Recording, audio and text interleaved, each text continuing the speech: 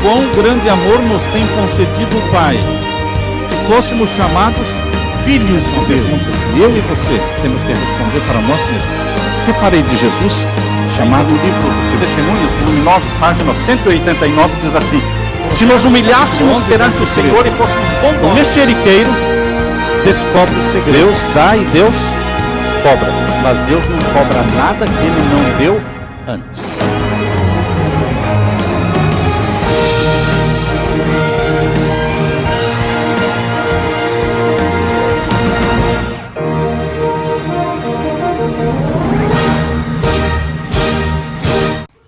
Vamos iniciar com Salmos 32 e o verso 11. Alegrai-vos no Senhor, regozijai-vos, vós os justos, cantai alegremente, todos vós que sois retos de coração. A ordem de Deus é que você se alegre, que você se regozije. Deus nos deu um rosto que é para sorrir para as pessoas, uma boca que é para sorrir para as pessoas. Deus encheu a nossa boca de dentes para serem mostrados. Você pode mostrar de duas formas os seus dentes, né? Rangendo os dentes ou sorrindo para as pessoas. E você deve usar este dom de Deus de sorrir. O sorriso, ele faz muito mais do que você pensa. Ele conquista os corações. Mesmo que você não conheça a pessoa, sorria. Sorria. Na rua, no trabalho. Porque você tem que ser uma pessoa alegre. Alegrai-vos no Senhor, regozijai-vos vós, os justos. E eu quero que vocês abram agora a Bíblia em Salmos 95. Lá no Salmos 95. Muitos entendem que ser cristão é ser triste. Muitos entendem que a alegria deve ser banida, deve ser repreendida. No passado, eu conheci alguns anciãos que não podia ver ninguém sorrindo, que eles fechavam a cara. Eram anciãos de cara fechada. Nós temos que aprender a sorrir para as pessoas. Salmos 95, 1 a 7, nós lemos: vinde, cantemos ao Senhor. Cantemos com júbilo à rocha da nossa salvação. Apresentemo-nos ante a sua face com louvores. Celebremo-lo com salmos. Porque o Senhor é Deus grande e Rei grande acima de todos os deuses. Nas suas mãos estão as profundezas da terra, e as alturas dos montes são suas. Seu é o mar, pois ele o fez, e as suas mãos formaram a terra seca. Ó, vinde, adoremos e prostremo-nos, ajoelhemos diante do Senhor que nos criou, porque Ele é o nosso Deus, e nós, povo do seu pasto e ovelhas da sua mão, se hoje ouvirdes a sua voz. Não endureçais os vossos corações. Queridos, aqui nós temos a mensagem de Deus, é uma mensagem que nos convida para nos alegrar, regozijar. Regozijo é mais do que alegria. Regozijo é uma alegria exultante. É uma alegria contagiante. Quando você torna a sua alegria audível e visível. Isto se chama regozijo. O cristão verdadeiro é uma pessoa alegre. E você pode me dizer, pastor, mas eu não sou uma pessoa alegre. Então eu quero dizer que você precisa ser. No inglês existe uma expressão, you must to be. You must. Quando fala must, é uma coisa que meio que obrigatória. You must. Você precisa ser de forma... É um verbo usado quando você quer enfatizar realmente o que a pessoa precisa fazer. Eu quero dizer para você que você precisa ser, queira ou não, alegre. Não é opcional. Porque pessoas tristes, cabisbaixas, carrancudas, não atraem pessoas para Jesus. Mas dão a falsa impressão do que é ser cristão. Dão uma falsa impressão do Deus que representam. Por isso nós temos que aprender a sorrir para as pessoas. O cristão precisa ser alegre. O cristão precisa ter senso de humor. Não é contar piada, não. Senso de humor. Saber rir. Saber rir mesmo com coisas. Quando você cai, por exemplo. Ri. Não é? Quando acontece alguma coisa indesejada, comece a rir. Ó, Senhor. Só faltava essa, né? Quantas coisas. Quantos motivos. Um dia um menino de 7 anos morava numa fazenda lá nos Estados Unidos, e ele perguntou para o pai. Eles tinham um velho burro que se chamava Jack. E ele um dia perguntou para o pai: pai, o nosso burro, o Jack, ele é cristão? E o pai disse: por que você está perguntando isso? Ele não é um cristão. Mas por que você perguntou se ele é um cristão? Ele disse: porque ele sempre está de cara triste. Há pessoas que imaginam o cristianismo como uma religião triste. Por isso, quando viram Jesus se alegrando com Mateus, lembram-se quando Mateus o convidou, o publicano, para uma festa na casa? Muitos pensavam que, para os que amam a Deus, qualquer lugar de festa e de alegria deveria ser rejeitado. Mas Jesus ia em lugares onde existia alegria. E você pode dizer: mas não era uma alegria santa, era uma alegria. Você torna a alegria do ambiente onde você está numa alegria santa. Você muda o ambiente onde você está. Jesus era uma pessoa alegre, sorridente. Por isso as pessoas o seguiam. Por isso as crianças eram atraídas a Jesus. Imaginem se Jesus fosse carrancudo, cara fechada, que só repreendesse as crianças, fizesse cara feia para as crianças. Será que as crianças iriam correndo para os braços de Jesus? Não, jamais. Criança só gosta de gente alegre. Esses dias, esta semana agora, falando do nosso avô Ricardo, e as meninas, a Celeste e outras crianças da nossa família, que hoje não são crianças mais, diziam: mas eu me lembro que ele não gostava de criança. Ele era cara carrancuda, não sorria, só repreendia. Queridos, nós temos que aprender a ser alegre. Eu tenho uma esposa alegre. Eu tenho um presente de Deus. Deus colocou na minha vida alguém para cuidar de mim, mas alguém alegre, feliz, que já levanta alegre, que já levanta sorrindo. Cristianismo é sinônimo de alegria. Eu quero que você leia agora João capítulo 16 e o verso 22. João capítulo 16 e o verso 22. Vejam o que Jesus está dizendo para você. Por que Deus me deu esta mensagem para ser pregada hoje? Eu não sei. Mas provavelmente alguém que está aqui entre nós, ouvindo esta mensagem, precisava desta mensagem. Deus me deu esta mensagem. João capítulo 16, verso 22. Assim também vós agora, na verdade, tendes tristeza. Nós não temos tristeza nesta vida? Temos. Nós não choramos? Choramos. Só que a gente chora às escondidas. E em público a gente ri. Em público a gente sorri. Mas sozinho, na nossa comunhão com Deus, nós desabafamos. Nós abrimos o nosso coração, derramamos a nossa alma diante de Deus. E eu costumo chorar. Quando conversando com Deus, eu choro e choro e choro. Para não precisar chorar na frente das pessoas. Na frente das pessoas, eu sorrio. Mostra os dentes. Porque nós temos que atrair as pessoas para Jesus com amabilidade. Como é gostoso você se relacionar com pessoas amáveis, sorridentes. Como é fácil amar alguém amável. Como é difícil amar alguém que não é amável. Alguém rabugento. Alguém carrancudo. Você tem que amar, mas é difícil. Mas como é fácil amar alguém que seja amável, sorridente. Portanto, queridos, aqui diz: assim também vós agora, na verdade, tendes o quê? Tristeza.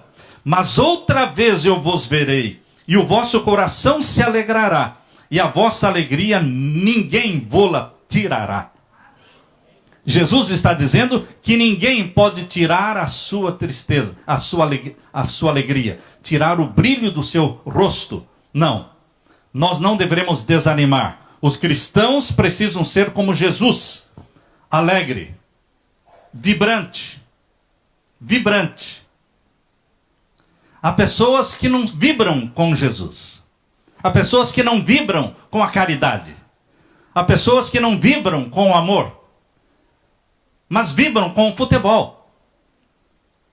Vibram com outras coisas.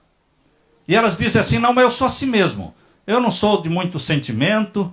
Eu sou frio. Sim, mas quando você está assistindo um jogo de futebol, eu vejo que você vibra. Que você pula, que você grita. Mas quando é para adorar a Deus, você fica quietinho, não é? Nem abre a boca, não sorri. Deus quer que o louvor a Ele seja acompanhado com todo o nosso sentimento, com a nossa alegria. O cristão precisa ser brilhante, dinâmico, mas ao mesmo tempo puro e íntegro. A alegria e o contentamento cristãos são uma arma contra as acusações de Satanás, que diz que a experiência cristã é monótona. Muitos pensam no cristianismo como uma religião monótona. Muitos pensam no céu como sendo um lugar monótono, chato. Em inglês eles dizem boring, um lugar chato. Há pessoas que dizem: eu não quero ir para o céu. É muito monótono, muito chato, ficar lá só cantando, só com harpa na mão. Não, queridos, você vai pegar enxada também. Não é só harpa na mão, não. Você vai plantar, você vai construir sua casa, você vai... o novo céu e a nova terra, só vem a capital da Nova Jerusalém, somente ela vem prontinha, o resto tem que ser tudo feito. Então a nova terra e o novo céu, você vai ter que plantar, você vai ter que colher, você vai ter que construir para poder habitar. Só a Nova Jerusalém é que vem pronta. E você não vai morar na Nova Jerusalém. Você só vai adorar a Deus na Nova Jerusalém, de sábado em sábado. Ah, não vou morar? Não. Nova Jerusalém é a casa de Deus, não a sua. A casa de Deus não é para você morar nela. Você vai adorar a Deus na Nova Jerusalém. Portanto, queridos, a alegria e o contentamento cristãos devem ser uma arma contra as acusações de Satanás, que mostra a experiência cristã como sendo chata, sem alegria. Mostre que é bom ser cristão. É feliz ser cristão. Falando sobre a personalidade de Jesus no livro Caminho a Cristo, anotem isso aí. Caminho a Cristo, página 103. Caminho a Cristo, página 103, descrevendo a forma, a personalidade de Jesus, é dito que a sua fisionomia não apresentava expressão de desgosto ou descontentamento. No rosto de Jesus não existia expressão nenhuma de quê? De desgosto e nem de descontentamento. Mas sempre existia no rosto de Jesus uma inalterável serenidade. O que é uma pessoa serena? Serena é uma pessoa que não é agitada. Ela sorri, ela é alegre, mas não precisa ser agitado. Não precisa ser agitado. Porque para ser agitado, tem que se encher de adrenalina. E você se encher de adrenalina é prejudicial. Você pode ser alegre, feliz, mas não agitado. Sereno. Que transmita paz para as pessoas que olham para você. Que você transmita pelos poros paz, calma, tranquilidade, serenidade. O coração de Jesus era um manancial de vida, diz lá. Caminho a Cristo, página 103. Onde quer que ele fosse, levava descanso, paz, contentamento e alegria. E assim deve ser eu. Devo ser eu, deve ser você. O apóstolo Paulo escreveu a carta aos Filipenses de dentro de uma cadeia. Não sei quantos já tiveram a oportunidade de ir para a cadeia, de passar lá algum tempo. Eu ainda não tive. Espero não ter. Mas, queridos, Paulo esteve preso em Roma muitos anos. A minha esposa e eu pudemos visitar. Tivemos a oportunidade de visitar a prisão de Paulo, onde Paulo esteve preso em Roma. Ali ele ficou preso, acorrentado. Ali ele passava frio. Ali ele comia mal. Mas dentro da prisão de Roma, ele escreveu a carta que você encontra na Bíblia hoje, chamada Carta aos Filipenses. Aquela cidade de Filipos que ficava na Macedônia. Ora, alguém te escreveu uma carta de dentro de uma cadeia, comendo mal, sendo maltratado pelos soldados romanos. Era de se esperar que nessa carta que ele escreveu existisse algum tipo de reclamação pelos maltratos, pela péssima comida. Mas, queridos, quando vocês leem a carta de Filipenses, abram agora a Bíblia, na carta de Paulo aos Filipenses, vocês vão encontrar expressões de louvor, expressões de regozijo e de alegria, e nenhuma palavra de reclamação. Vamos ler, primeiramente, Filipenses capítulo 2 e o verso 18. Filipenses capítulo 2 e o verso 18. Palavras de Paulo. Filipenses capítulo 2 e o verso 18.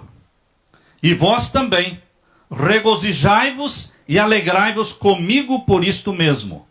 Regozijai-vos e alegrai-vos comigo.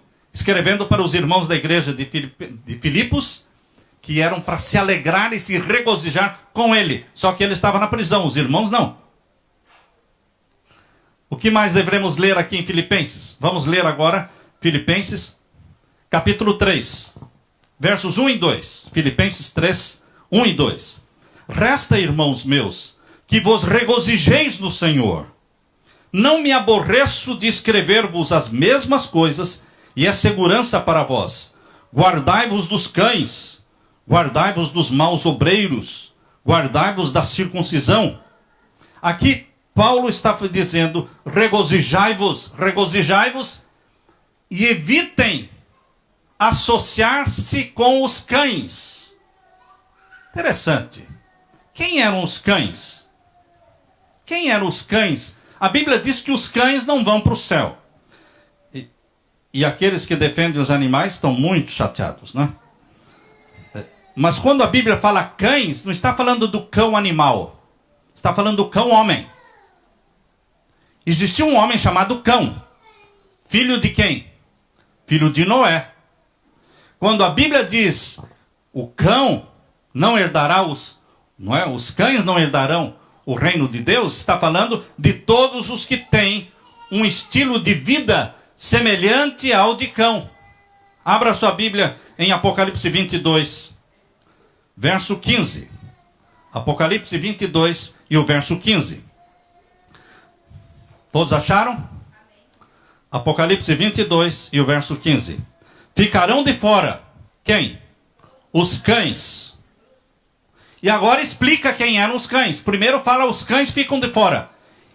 E na sequência, Deus está explicando quem são os cães.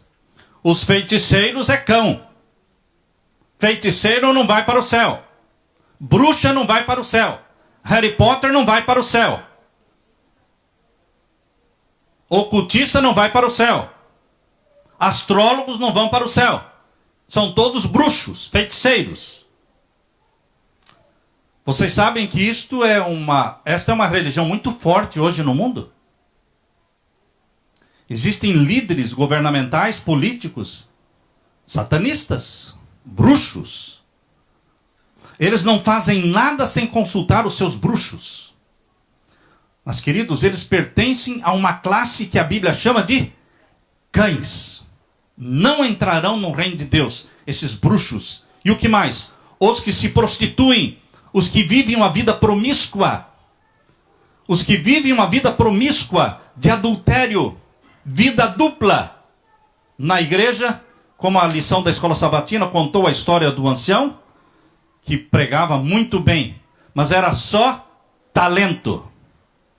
Você pode pregar muito bem, você pode fazer as pessoas chorarem, sem nada do Espírito Santo, só talento. Queridos, porque a lição contou a história desse homem que era poderoso na pregação, mas vivia uma vida dupla. Uma vida promíscua de pornografia por trás. Porque a pornografia é praticada às escondidas, através da internet. Oh, querida esposa, não vá dormir e deixe o seu esposo na internet. Quanta reclamação. Ah, meu esposo é viciado na internet. Ele fica até madrugada. Não deixe. Fique junto com ele então. Queridos, a Bíblia diz que os cães não herdarão o reino de Deus. Porque são os feiticeiros, são os promíscuos, os prostitutos. E o que mais? Os homicidas que matam as pessoas. Mas não é matar somente com arma, matam com a língua. Quanta língua afiada. Línguas afiadas que cortam, que destroem a reputação dos outros, que falam mal. Falam mal. Falam mal de mim, pastor Samuel Ramos. Falam mal de você. As pessoas nunca vêm falar para mim, mas falam de mim. Queridos, a Bíblia diz que estes pertencem aos cães, que não herdarão o quê? O reino de Deus. Os homicidas, os idólatras. Qualquer que ama e comete a mentira. Cuidado com a mentira. Estes pertencem aos cães. Queridos, vamos continuar. Nós queremos ler para vocês agora Filipenses capítulo 4, verso 4. Palavras de Deus através de Paulo. Filipenses capítulo 4 e o verso 4. Lembre-se sempre que essa carta foi escrita de dentro de uma cadeia. E Paulo diz em Filipenses 4:4, há um só corpo. Filipenses.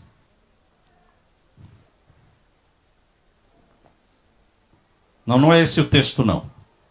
O texto é: regozijem-se sempre no Senhor. Regozijem-se sempre no Senhor. Outra vez digo, regozijem-se. Esse é o texto que eu quero ler. Regozijo no Senhor. Harry Emerson Fosdick disse que o Novo Testamento é o livro mais alegre do mundo. Começa com alegria, anunciando o nascimento de Jesus. Lembram-se que o anúncio da primeira vinda de Jesus, do nascimento de Jesus, foi feito com muita alegria? Os anjos anunciaram a chegada do Messias, com muita alegria. E o Novo Testamento termina também com um quadro majestoso de uma multidão que ninguém podia cantar, cantando coros de aleluia a Deus. Então o Novo Testamento começa com alegria, termina com alegria. As tragédias do Novo Testamento, por exemplo, a morte de João Batista, que foi decapitado, o apedrejamento de Estevão, a morte de Jesus, as prisões de Paulo, o martírio de Tiago, o exílio de João na ilha de Patmos. Esse não é o foco do Novo Testamento. Porque o foco do Novo Testamento é a alegria cristã. Quão melancólico teria sido o cristianismo se o último capítulo na história da vida de Jesus fosse o túmulo de José de Arimateia, fechado com a pedra, selado com selo romano. Quão triste seria o cristianismo se o último capítulo fosse a morte de Jesus. Se terminasse com a morte de Jesus, os cristãos teriam razão para serem os mais infelizes e tristes do mundo. Mas, queridos, o cristianismo não termina em morte. O cristianismo ele termina em ressurreição. Jesus não está morto, ele reviveu, ele ressuscitou. O anjo disse, ele não está aqui porque já ressuscitou. O túmulo ficou aberto, a sepultura ficou vazia. E Jesus disse, olhando para o túmulo aberto, eu sou a ressurreição e a vida. E aquele que crer em mim, ainda que morra, eu o ressuscitarei. Queridos, nós temos motivos para nos regozijar, porque Jesus vive. Você pode falar com Ele todos os dias. Você pode sentir a presença dEle todos os dias. O anjo do Senhor, ele é real na sua vida e na minha vida. O cristianismo é uma religião de vida e de esperança de um mundo melhor. Se esse mundo aqui traz tristezas, mortes, separações, doenças para a sua família, lembre-se que o cristianismo é a religião de um mundo melhor, de um novo céu e de uma nova terra. E isso não pode sair da sua cabeça. Você tem que sonhar com isso. Você tem que desejar isso. Você tem que chorar pedindo, Senhor Jesus, volte logo. Eu não aguento mais este mundo. Por mais conforto que você tenha, bom carro, boa casa, bom salário, boa saúde, mas isso não é suficiente. Nós queremos mais, nós queremos vida eterna. Nós queremos novo céu e nova terra. O cristianismo é uma religião de esperança, porque o nosso Salvador vive e reina para sempre. O túmulo de Jesus está aberto, está vazio. Em João 14,19, Jesus diz assim, João 14,19, eu vivo e vós vivereis. Vós vivereis, porque eu vivo. O Deus que nós adoramos não é um Deus morto, é um Deus vivo. Existe um filme que eu aconselho você a assistir. Um pastor aconselhando a igreja a assistir um filme. Isso mesmo. Esse é um filme sermão. O título do filme, o nome do filme é Deus não está morto. Deus não está morto. Deus não está morto. Ele ouve quando você ora. Ele vê quando você chora. Ele sente a sua angústia. Ele está desejoso de ajudar. Quando você lamenta, quando você murmura, isso entristece. Mas quando você clama por Jesus, por misericórdia, por conforto, na sua oração, repita, o Senhor é a rocha da minha salvação. O Senhor é o refúgio onde eu me escondo. O Senhor é o meu conforto. O Senhor é o consolo em todas as minhas angústias. O Senhor é o meu pão, o Senhor é minha água. O Senhor é o dinheiro que eu preciso. O Senhor é tudo o que eu preciso. Jesus é tudo. Eu vivo e vós vivereis. Só os cristãos é que podem ter a verdadeira alegria, irmãos. Quem não ama Jesus não consegue a verdadeira alegria. Porque a verdadeira alegria é sem álcool. Já perceberam que há pessoas que só conseguem ficar alegres depois que tomam uns 2, 3, 4, 5 copos de cerveja? Aí ficam alegres. Viram palhaços. Outros começam a chorar. Outros ficam violentos. Mas a alegria cristã é uma alegria sem álcool. É uma beleza sem cosméticos.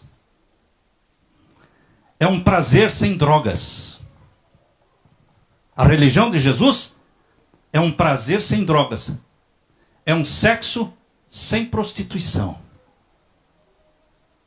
A religião de Jesus é o sexo sem prostituição.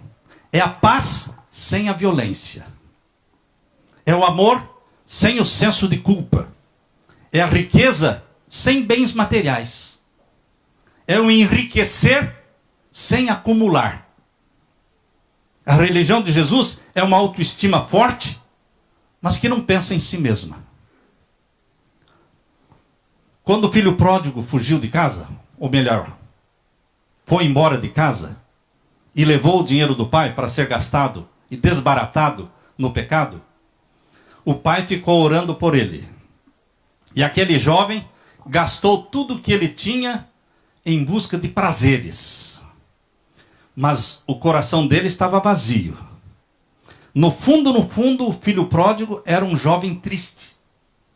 Conseguiu muitos amigos falsos. Amigos andorinhas. O que é um amigo andorinha? Andorinha só vem no verão, no inverno desaparece. Amigos formigas. Formiga é quando o celeiro está cheio, elas estão lá. Quando o celeiro esvazia, somem as formigas também. amigo guarda-chuva, né? Aquele que na hora que você mais precisa está sem ele. Queridos, os amigos do filho pródigo foram comprados com dinheiro e sumiram quando o dinheiro acabou. Mas a verdadeira alegria, o filho pródigo sonhava junto do pai, nos braços do pai.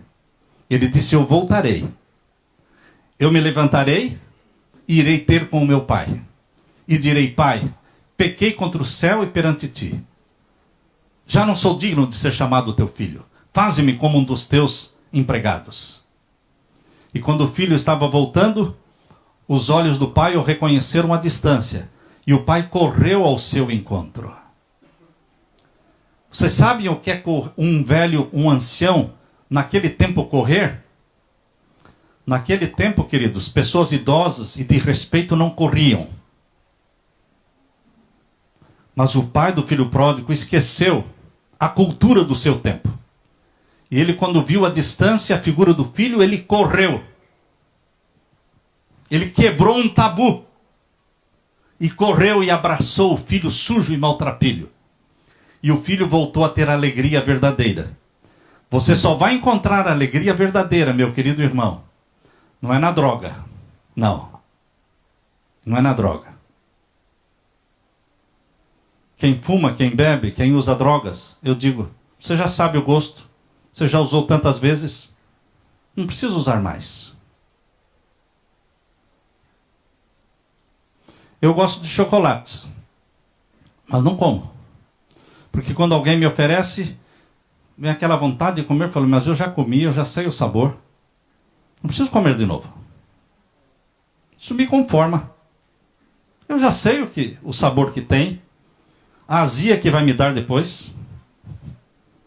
Porque sempre se eu como, me dá uma fermentação depois. Me sai espinhos no rosto.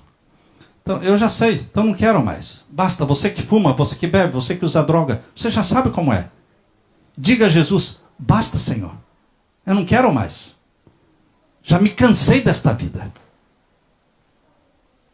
Você que já praticou sexo com tantas mulheres, você diz, Senhor, eu estou cansado disso, basta. Eu já sei como é. Tudo igual.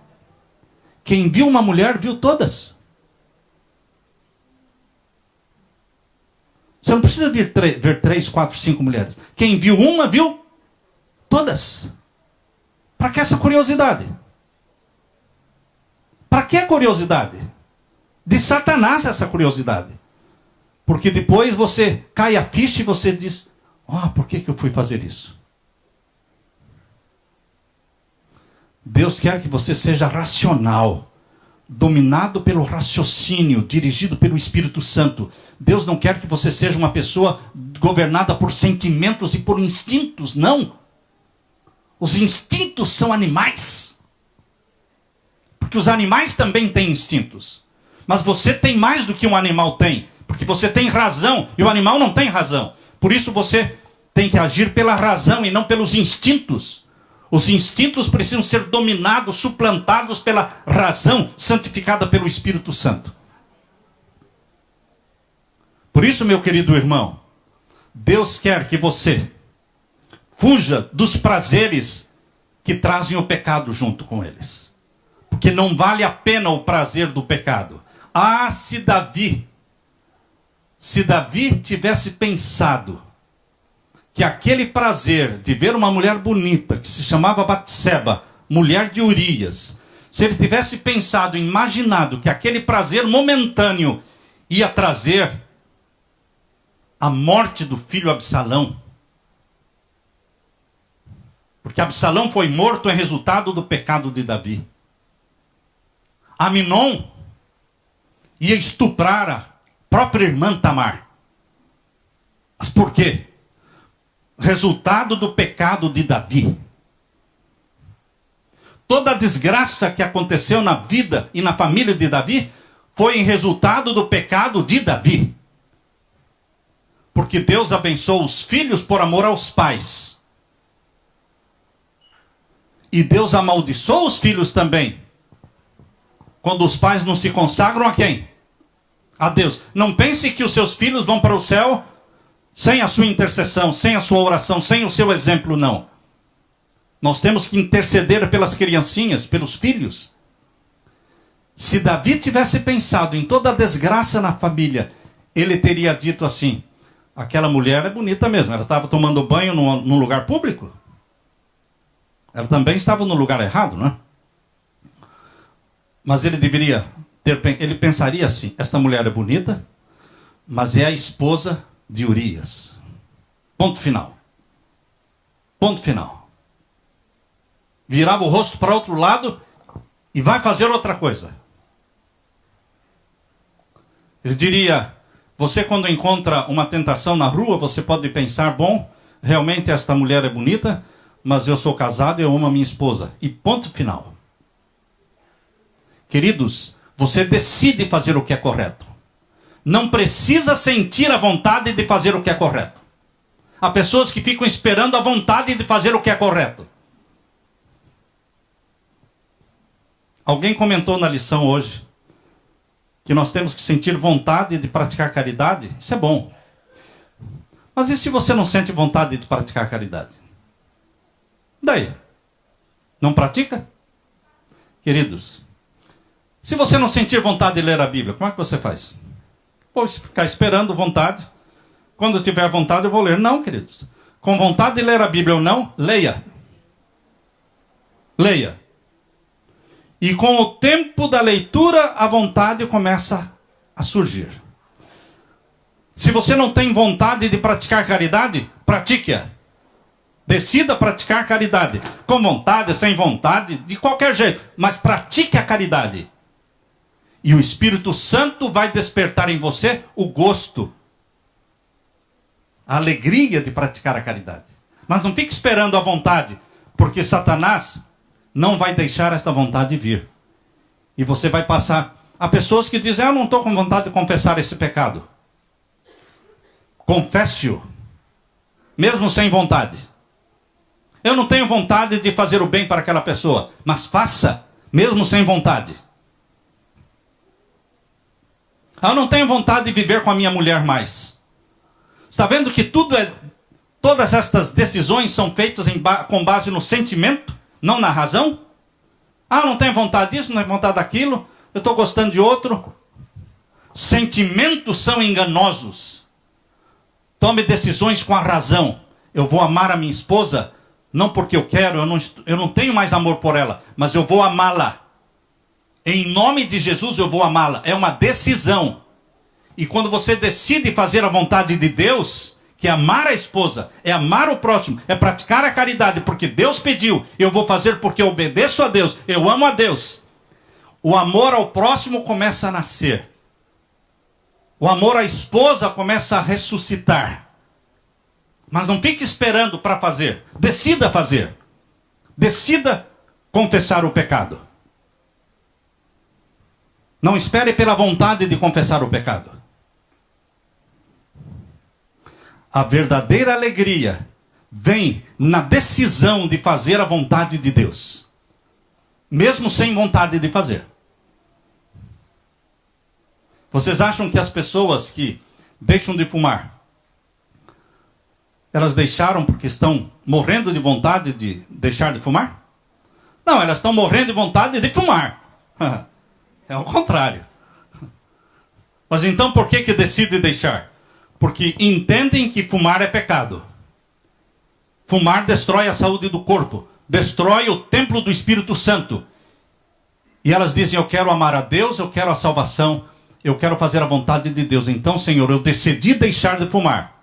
Não porque eu não gosto mais do cigarro, não porque eu não sinto mais vontade, mas porque é em nome de Jesus que eu faço essa decisão. E peço a libertação. Libertação, irmãos. Isso vale para os vícios, para as drogas, para qualquer pecado da sua vida. A decisão em nome de Jesus faz sentido. Isso vale, irmãos. Decida. A alegria genuína do filho pródigo só aconteceu nos braços do Pai. Eu quero ler para vocês Caminho a Cristo, página 116.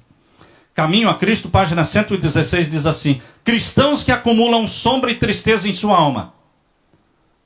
Talvez eu esteja falando nesta manhã para alguém que ao longo dos anos está acumulando na sua alma o quê? Sombras e tristezas.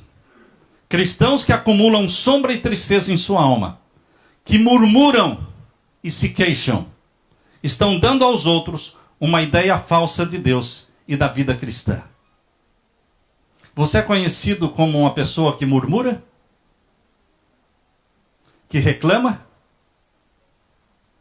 Reclama de tudo? Eles dão a impressão de que Deus não se compraz em que seus filhos sejam felizes, dando assim um falso testemunho do nosso Pai Celestial. Satanás é o pai das murmurações. Marido, quando você estiver com vontade de reclamar do feijão ou do arroz, lembre-se, Satanás é o pai das reclamações. Elogie e você vai comer melhor. Reclame e você vai comer pior. Reclame só. Elogie a esposa e você vai ter uma melhor esposa. Elogie os cabelos dela. Elogie o corpo dela. E você vai ter uma esposa mais em forma.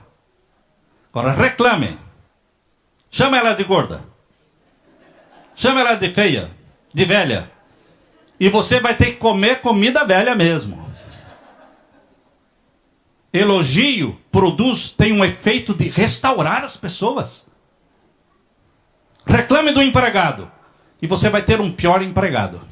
Elogie o empregado e ele vai se esforçar para fazer melhor. Não é assim? Reclame do sermão do pastor e vocês vão ter um pior sermão. Elogie o sermão e o pastor vai se esmerar para que no próximo sábado vocês tenham um sermão melhor ainda. Funciona, irmãos. É assim mesmo. Jesus elogiava as pessoas. Jesus elogiou a mulher que quebrou o vaso de alabastro para ungí-lo. Todos estavam criticando aquela mulher. Ela estava jogada no chão, sendo criticada. E Jesus disse: por que vocês estão molestando esta mulher? Ela fez uma boa obra. Quando Jesus elogiou o ato daquela mulher, aquela mulher que estava de cabeça baixa começou a levantar o rosto e olhou para os olhos de Jesus. Você levanta as pessoas quando você elogia as pessoas. Satanás sempre quer tornar a vida religiosa sombria, melancólica, trabalhosa, difícil. Já ouviu alguém falar: ah, ser cristão é difícil? Satanás quer que você pense que é difícil. Mas ser cristão é estar perto de Jesus. Ele lança sobre você o que é dele. Ele vai passando para você a influência dele. Ser cristão não é lutar contra o pecado, irmãos. Ser cristão é lutar para não sair de perto de Jesus. Ali no quartinho, um ancião, um irmão da igreja disse: pastor, não é lutar contra a droga. Eu acho que o fulano não está lutando contra a droga. Ele está lutando para não perder os cultos na igreja. Falei: é isso aí. É isso aí. Lutar contra as drogas é uma luta perdida. Mas lutar para não perder os cultos da igreja é uma luta de vitória.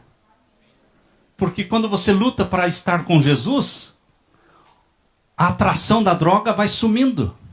Vai desaparecendo a atração da droga, não porque você está lutando contra a droga, mas porque você está lutando para estar mais perto de Jesus. É a luta certa, é a luta da fé, é a luta para não sair de casa sem orar.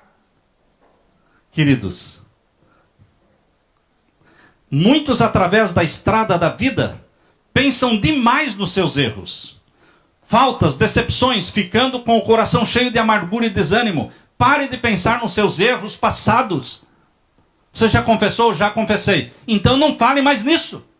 Ponto final. Deus já perdoou. E você ofende a Deus quando você fala de novo, e de novo, e de novo, de algo que você já confessou. você está duvidando do perdão de Deus. Enterre o passado. Uma vez, um dia, Ellen White recebeu uma carta. Recebeu a carta de uma irmã angustiada. E na noite seguinte, Deus deu um sonho para Ellen White. Por causa daquela carta que ela recebeu da irmã. No sonho que ela teve, ela estava num jardim. Ela estava no jardim e esta irmã, que escreveu a carta, estava no jardim também com ela. E o dono do jardim convidou Ellen e esta irmã a irem conhecer o jardim. À medida que o dono do jardim ia conduzindo as duas pelo jardim, Ellen disse que ela ia apanhando as flores e cheirando aquele perfume maravilhoso das flores. E esta irmã que tinha escrito a carta para ela, não ia pelos caminhos que o dono do jardim conduzia. Ela ia no meio dos espinhos. Enquanto Ellen estava colhendo as flores e sentindo o perfume das flores, ela estava se machucando com os espinhos e reclamando dos espinhos e das ervas daninhas do jardim. No final, esta mulher crítica e reclamadora disse assim, que pena, no sonho, né? No sonho, a mulher falou assim, que pena que esse belo jardim esteja assim arruinado por espinhos. Então o dono do jardim disse o seguinte, não se importe com os espinhos. Eles estão aí mesmo, mas não se importe com eles. Deixe de olhar para eles, por favor. Porque só vão magoá-la. Colhe as rosas. Colhe os lírios. Colhe os cravos. Queridos, não é isso que nós fazemos neste mundo? Será que existem espinhos neste mundo? Será que existem espinhos dentro da igreja? Lógico que existem. Existem pessoas dentro da igreja difícil de viver com elas. E que criticam todos e tudo. Que não são amáveis. Mas você tem que viver com elas. Mas deixe de olhar para elas. Coloque os olhos em Jesus. Mesmo as pessoas, qualquer pessoa tem virtudes. Procure ver as virtudes nas pessoas. Quem não tem virtude? Quem não tem? Você pode dizer, Satanás não tem. Lógico que tem. Como é que não tem? Quais algumas virtudes de Satanás? Perseverança. Muito perseverante. Outra virtude de Satanás, determinação. Quando ele se determina a fazer uma coisa, ele faz. Agora, queridos, você vai encontrar virtudes em todas as pessoas e defeitos em todas as pessoas. Deixe de olhar para os defeitos, porque o mal, os defeitos, eles são pegajosos. Sabe o que é uma coisa pegajosa? Que ela gruda em você. Quando você fica olhando os defeitos, o defeito pega em você. Já viram pessoas que têm tique nervoso? Ou então, né? A pessoa tem um tique, de repente tem 2, tem 3, tem 10 tiques. Queridos, se você fica olhando para o tique dos outros, não fique olhando. Porque você vai começar o quê? A pegar os tiques. Isso é pegajoso. Não fique olhando para o mal. O mal é pegajoso. Olhe para as virtudes das pessoas, porque a virtude também é pegajosa. Quando você fica lendo sobre a vida de Jesus, as virtudes de Jesus pegam em você. Grudam em você. E você começa a aprender a sorrir como Jesus sorria, a tratar bem as crianças, a ter tolerância com os errados. Jesus tinha tolerância com os errados. O mundo está cheio de gente errada, mas você é tolerante com elas, você chora por elas, você ora por elas, mas não fica criticando. Ontem eu recebi um e-mail, é um casal que nós trabalhamos, nós suamos muito, nós trabalhamos muito duro para trazê-los para Jesus. Eu recebi até uma paulada na perna, não é, do fininho desta mulher, que ela começou a chorar. Eu fui visitá-la com a minha esposa, E ela começou a chorar e o filhinho achou que ela estava chorando por minha causa. Então ele pegou um pau e tocou o pau na minha perna. A criança não entendia. Mas nós conseguimos conquistar este casal, esta família para Jesus. E agora eles escaparam da mão de Jesus. Queridos, mas eu escrevo toda semana. Estou escrevendo. O último e-mail que eu mandei no Face, eu disse assim: diga para o Franzé, esposo dela, diga para o Franzé que nós o perseguimos com a nossa oração, com muito amor, e Deus o ama também. E nesta manhã ela me respondeu dizendo: interessante que vocês nos escrevem com muito amor, e a gente sente isso, mas ninguém mais da igreja trata a gente assim. Os outros pensam na gente como os coitadinhos que estão perdidos. Agora, por que nós os tratamos assim? Porque eles são nossos filhos na fé. Quando você tem um filho, você trata com amor. Você é filho de Deus, meu irmão. Quando muita gente critica você, lembre-se que Deus não critica, porque você é filho. Ele chora com você. Ele o persegue com o seu amor. Lembre-se, Deus o persegue com o seu amor. Deixa os espinhos. Será que existem flores no jardim? Existem. Eu assisti um vídeo onde o palestrante claramente tinha o objetivo de tirar as pessoas da igreja. Comecei a assistir e eu percebi as palavras dele eram para arrancar pessoas da igreja adventista. Ele é deste grupo chamado Adventistas Históricos. Conhecem? Adventistas Históricos. Nome bonito, né? Mas o objetivo dele era arrancar. Porque ele só focava o joio da igreja. Joio, joio e joio. Lógico que tem joio dentro da igreja. Ninguém vai ser tão ingênuo de dizer não tem. Lógico que tem. Mas o joio é pegajoso. Não vamos ficar falando do joio, olhando para o joio, que nós nos tornamos joios. Mas o objetivo dele era tirar pessoas da igreja. Por isso ele só destacava o joio. Será que Deus não tem dado momentos felizes na sua vida? Sim ou não? Será que folheando as páginas do nosso passado, não vamos encontrar momentos para louvar a Deus? Agradecê-lo? Nós temos que orar e buscar a direção do Espírito Santo para percebermos quando Satanás está bagunçando a nossa vida e provocando coisas que nos fazem desanimar, fazendo-nos lembrar de coisas que tiram o nosso sono, fazendo-nos usar o cartão de crédito para nos afundar nas dívidas. Satanás quer bagunçar a sua vida.